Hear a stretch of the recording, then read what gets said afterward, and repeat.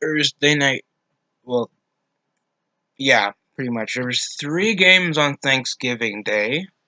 They were Bears, Lions, Cowboys, Redskins, and of course Atlanta and Saints. So we expected most of these to be close. 2 of these were beat downs, and the other one was competitive. Thanks they got a backup quarterback that was more consistent than Mitchell Trubisky, that only got 27 for 37 and only dropped 230 yards with no interceptions and 2 touchdowns. So Chase Daniels had a pretty good showing today. Last night, but it should have been a higher score than just 23-16. With Tyreek Cohen somehow being the leading rusher, more than Jordan Howard that only had a few yards, that I seen little bursts. Taylor Gabriel being the leading receiver, even though it was being the undersized. If only Tyreek Cohen and Daquan Mizzle. Not like they had bad touchdown catches, it's just not coming from either Anthony Miller, that only had 3 catches, or Taylor Gabriel, or Jordan Howard didn't even score.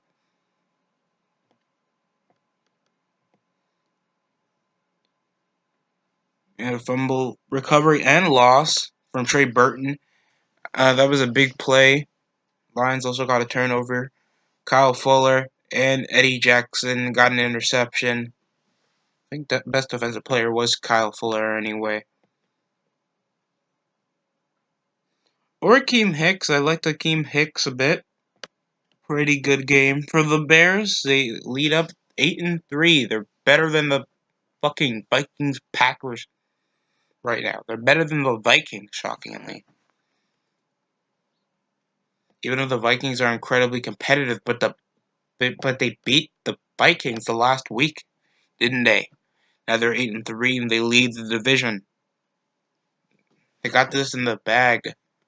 But thanks there's tougher teams in the NFC. It's gonna be rough if they even make it past the second round. So I'm not going to have a lot of faith with only Matthew Stafford. 2 interceptions. I already told you the 2 men that picked him off.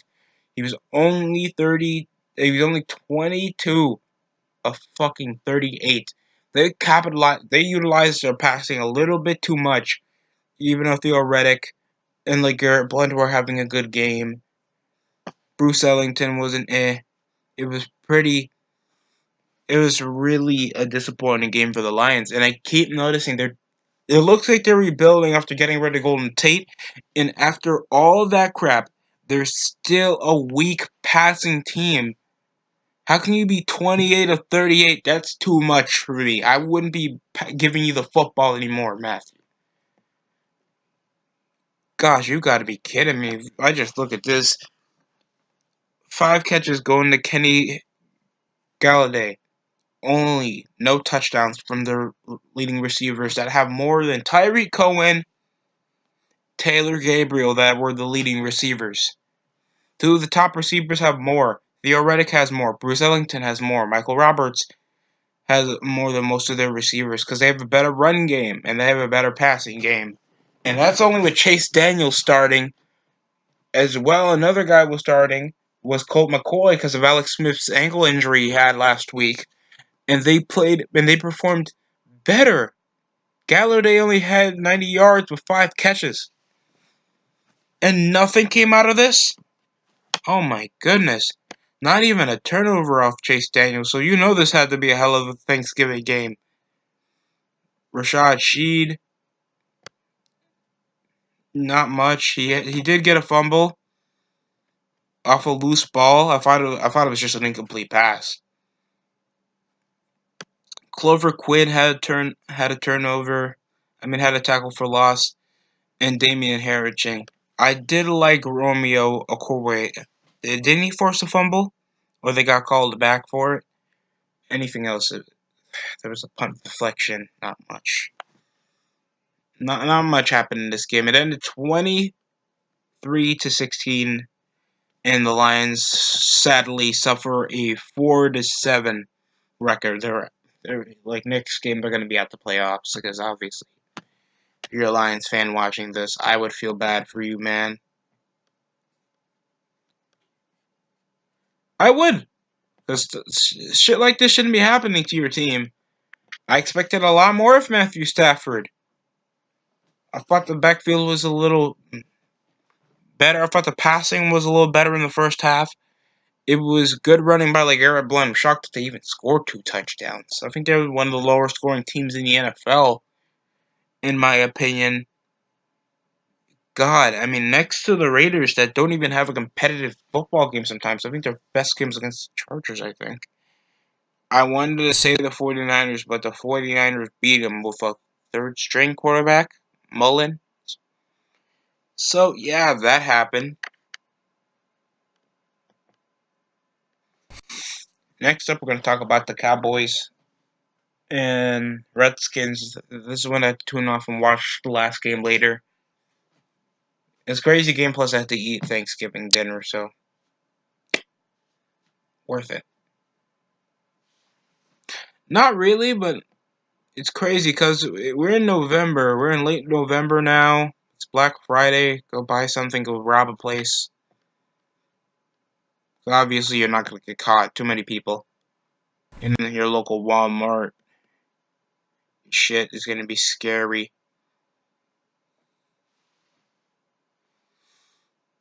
Yeah, week 12 is going to be entertaining if you think it is. Because obviously, I do not care. I thought the Cowboys game was fun. It ended like 31-20. It was a pretty good performance of Ezekiel Elliott's part. I thought Dak Prescott finally looked like an experienced quarterback over weeks of being inconsistent. Amari Cooper killed the backfield. It was crazy. People have been tweeting me and texting me that Amari Cooper's killing it. And, oh my god. Pretty good game for Ezekiel Elliott. I was shocked. Didn't see a lot of Ezekiel Elliott. He had some good opening runs. And there was like Alvin Kamara when he faced off against Atlanta. So obviously I was a little stunned after watching that game.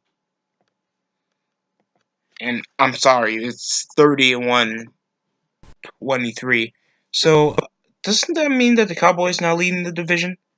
Redskins like weeks ago, they led the division. They were like 6-2 now they lose their last 3. My goodness. What happened with the Redskins since Alex Smith, been injured?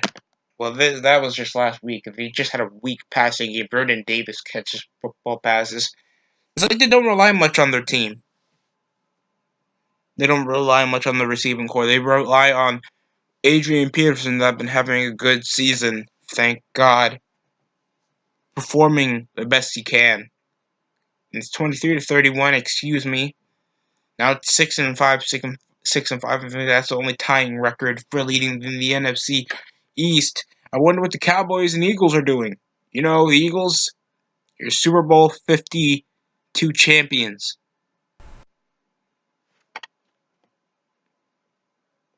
I'm just saying, man. Because I expected a lot more.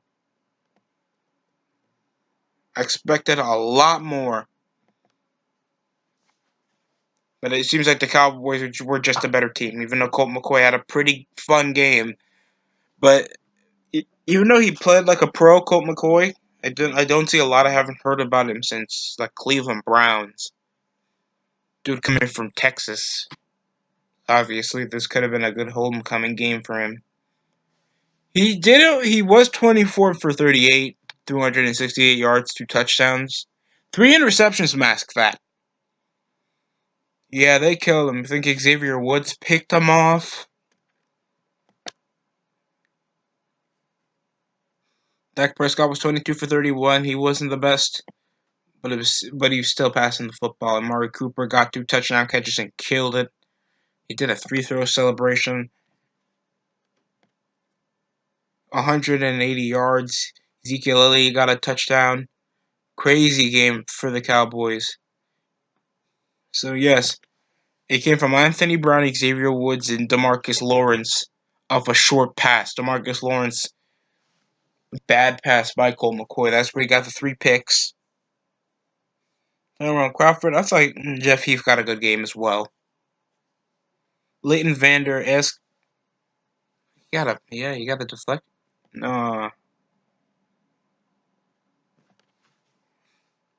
but good game for the Cowboys. I never see them that defensively active when it comes to seeing a Cowboys game, so this was a good performance for the Cowboys. Obviously, the Redskins were not prepared because this was their second meeting, and it was an upsetting performance.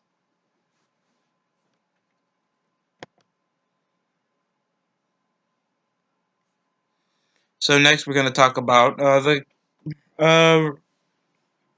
freaking Saints and the Falcons. This was last year, because last year I saw their games. I saw a lot of Falcons games because I thought they were going to come back and make it to the NFC Championship. They did the opposite, and they lost in the divisional round against their current Super Bowl champions. For now.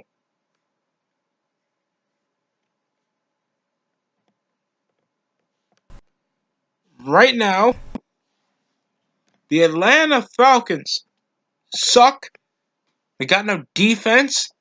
Their backfield couldn't stop much. Couldn't stop Austin Hooper.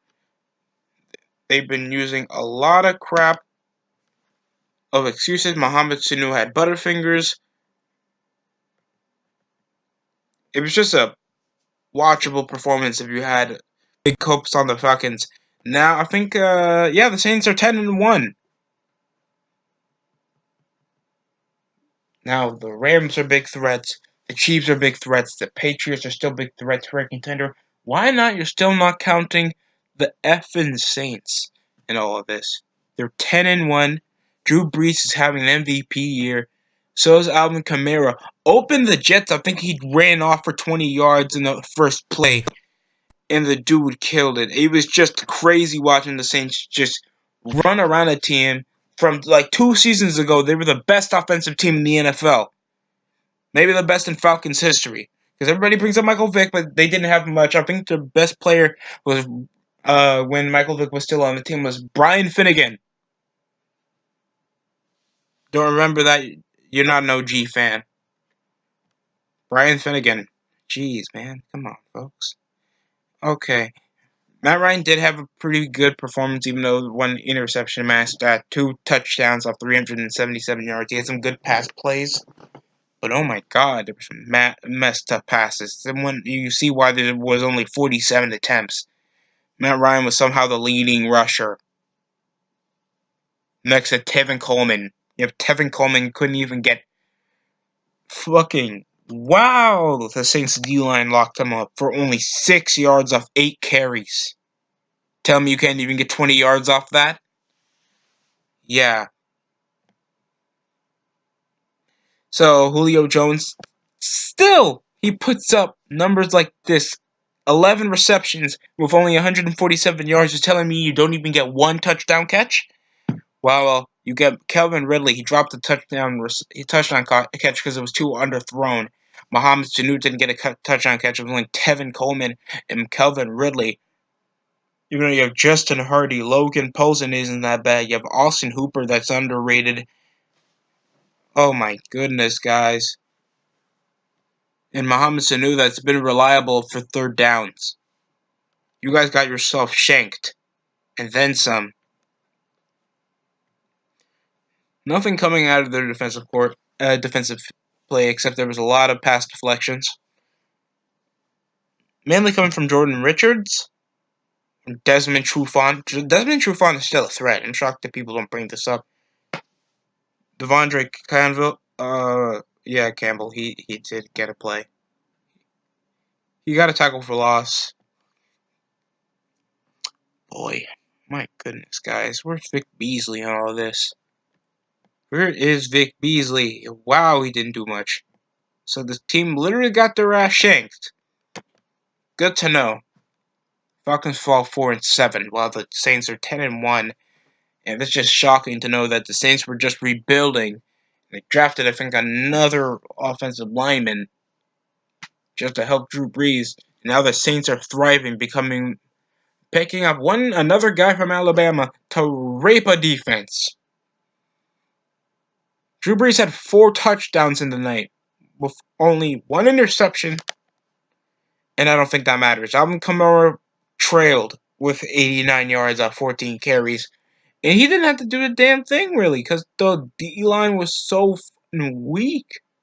The backfield was weak. They had nobody to pressure. They had nobody coming through for blitzing. They had nobody doing anything. They have a lack of linebackers in the Falcons and an injured defense. So you see why the Falcons weren't that competitive that night.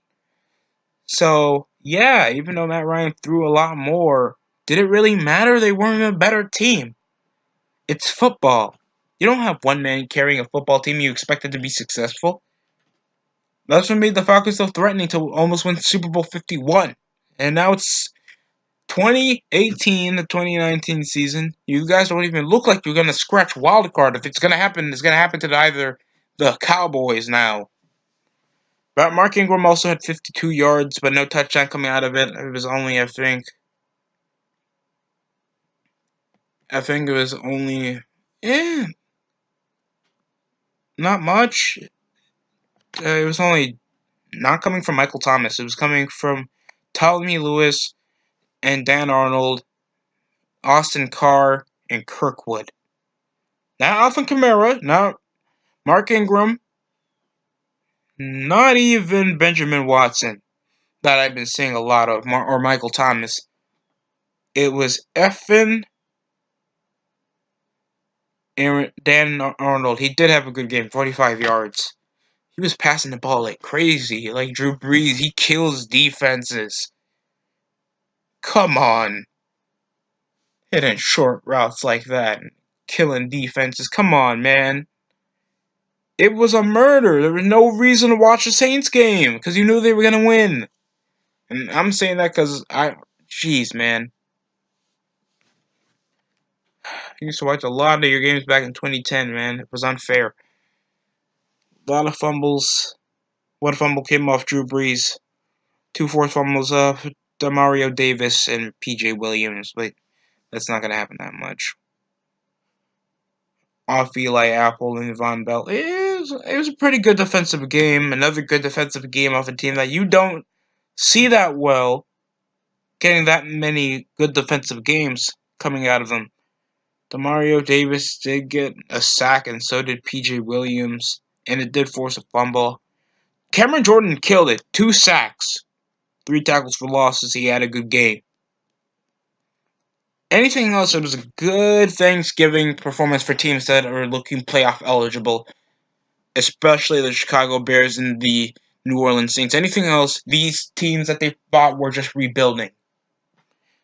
So, yeah, it was pretty predictable what was going to happen, but it's your favorite team on a Thanksgiving night, so you want to see them win, and you want to eat with your family while seeing your favorite team become victorious and look for a playoff spot.